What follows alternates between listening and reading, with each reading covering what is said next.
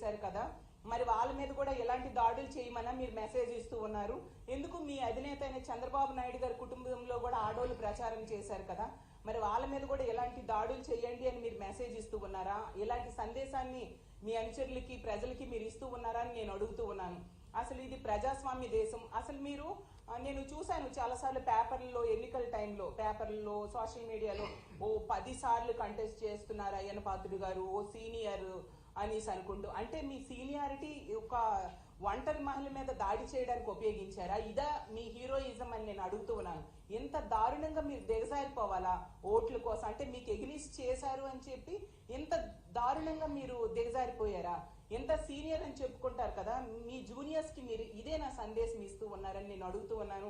అలాగే తీసుకుంటే ఆ కృష్ణా జిల్లాలో గన్నవరం నియోజకవర్గంలో ఉంగటూరు మండలంలో ఆత్కూరులో వేములు సంధ్యారాణి అనే మహిళ, ఆమె చేసిన పాపం ఏమీ లేదు, వైఎస్ఆర్ కాంగ్రెస్ పార్టీకి ఓటేసింది అంతే. ఆమెకైతే ట్రాక్టర్తో ఏకం తొక్కించి చంపేద్దామని చూశారు తెలుగుదేశం పార్టీ రౌడీ మోకలు. ఎంత దారుణం! అంటే మహిళలంటే అంత చిన్న చూపా మీకు? అంత చులకన భావమా? ఆడది అబల కాదు సబల అనే విషయం మీరు తెలుసుకోక ఇలాంటి పనులు చేస్తూ ఉన్నారు. కానీ ఈ రాష్ట్రంలో ఉన్న మహిళలందరూ కూడా ఒక సబల ఏం చేస్తుందో దాని ఓటు రూపంలో చేసి చూపించారు. రానున్న ఓటింగ్ టైంలో మీరు దాన్ని చూస్తారు ప్రత్యక్షంగా. అలాగే తీసుకుంటే పల్నాడు జిల్లాలో గురజాల కాన్స్టిట్యున్సీలో కొత్త గణేశన్పాడు గ్రామంలో అయితే బీసీ ఎస్సీ మహిళలకి 24 గంటలు బంధించి మరీ దాడి చేయడం జరిగింది. అసలు ఆ మహిళలు అయితే గుడిలోకి వెళ్ళి దాక్కున్నారు. వాళ్ళు చేసిన పాపం కూడా ఏం లేదు, వైఎస్ఆర్ కాంగ్రెస్ పార్టీకి ఓట్లు వేశారు. అంటే వైఎస్ఆర్ కాంగ్రెస్ పార్టీకి ఎవరు ఓట్లు వేస్తే వాళ్ళ మీద ఇలా దాడులు చేసేస్తారా? అసలు ఎంత దారుణం! మీరు ఇంతగా దిగజారిపోయి తెలుగుదేశం పార్టీ వాళ్ళు ఎందుకు ప్రవర్తిస్తూ ఉన్నారో అర్థం కాని పరిస్థితి రాష్ట్రంలో నెలకొని ఉంది. అలాగే తీసుకుంటే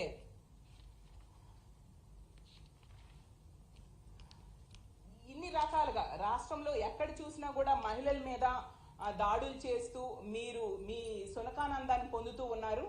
మెయిన్ కారణం ఏంటంటే తెలుగుదేశం పార్టీ కూటమి ఓడిపోతుంది, అందుకు ఫ్రస్ట్రేషన్ కి లోనే ఇలాంటి పనులు చేస్తూ ఉన్నారు. తెలుగుదేశం పార్టీ వాళ్ళు పురంధరేశ్వరి గారితో కలిపి ఎలక్షన్ కమిషన్ మీద ప్రెషర్ పెట్టి ఎస్పీలని అధికారుల్ని మార్చారు. మరి ఇప్పుడు అదే ఎస్పీలు అదే అధికారులు సరిగ్గా పనిచేయలేదని ఈరోజు ఎలక్షన్ కమిషన్ వాళ్ళ మీద సస్పెన్షన్ వేయడమే కాకుండా విచారణకు కూడా ఆదేశించిన సంగతి ఈ రాష్ట్ర ప్రజలందరూ చూశారు. అంటే దీన్ని బట్టి ప్రజలందరూ కూడా అర్థం చేసుకోవాల్సిందిగా కోరుతున్నాను. తెలుగుదేశం పార్టీ నాయకులు ఈ పోలీస్ అధికారులతో కలిపి ఎలాంటి అరాచకాలు సృష్టించారు, ఎలాంటి ఘోరాలు చేశారు అనే విషయాన్ని రాష్ట్ర ప్రజలు తెలుసుకోవాల్సిందిగా కోరుతున్నాను. అసలు తెలుగుదేశం పార్టీ వాళ్ళు ఎప్పటికైనా దాడులు ఆపండి. మనం ప్రజాస్వామ్య దేశంలో ఉన్నాం. చర్యకి ప్రతి చర్య తీసుకోవడం చాలా ఈజీ. ఇప్పటికే ఎలక్షన్ కమిషన్ ఈ అధికారుల్ని సస్పెండ్ చేయడం జరిగింది. కానీ హింసకి ప్రతిహింస అనేది సమాధానం కాదు అనేసి మిగతా ఎదుటి వాళ్ళు ఆగుతున్నారనే విషయం మీరు అర్థం చేసుకోవాలి. ఇప్పటికే తీర్పు ప్రజలు ఇచ్చేశారు. ఫలితం అనేది జూన్ 4వ తేదీ వస్తుంది. మీకు ఏ బాధ్యత ప్రజలు ఇస్తే దాన్ని నిర్వర్తించండి.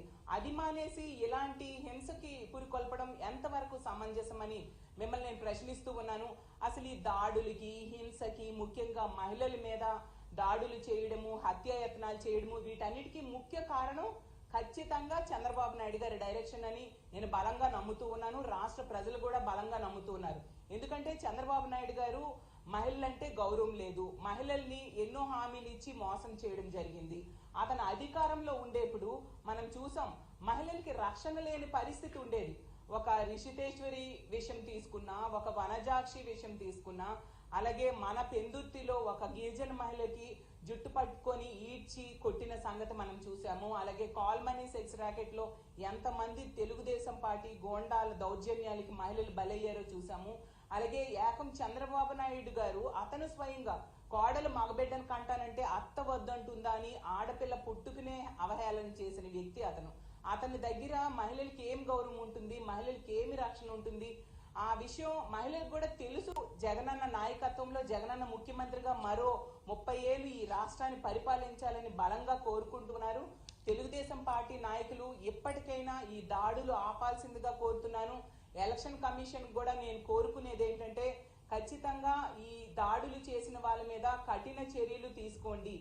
మనం ప్రజాస్వామ్య దేశంలో ఉన్నాము, ప్రజాస్వామ్యాన్ని కాపాడండి, ముఖ్యంగా మహిళల్ని రక్షించండి.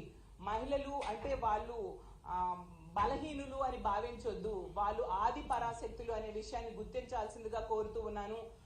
ఒకవేళ ఎలక్షన్ కమిషన్ కనుక చర్యలు తీసుకోకపోతే జూన్ 4వ తేదీన ఎన్నికలు కౌంటింగ్ జరుగుతుంది. ఖచ్చితంగా జగనన్న భారీ మెజారిటీతో గెలవబోతూ ఉన్నారు. ఈ మహిళలకి రక్షణకి పెద్దపీట వేసే జగనన్న ప్రభుత్వంలో ఖచ్చితంగా ఇలాంటి దాడులు చేసిన వాళ్ళందరి మీద కూడా కఠినమైన చర్యలు జగనన్న తీసుకోబోతున్నారు. కాబట్టి తెలుగుదేశం పార్టీ వాళ్ళు ఇకనైనా ఈ దాడులు ఆపండి, లేకపోతే చట్టబద్ధంగా మీకు కఠినమైన శిక్షలు రానున్న రోజుల్లో పడతాయనే విషయాన్ని గుర్తెరగండి అని తెలియజేసుకుంటూ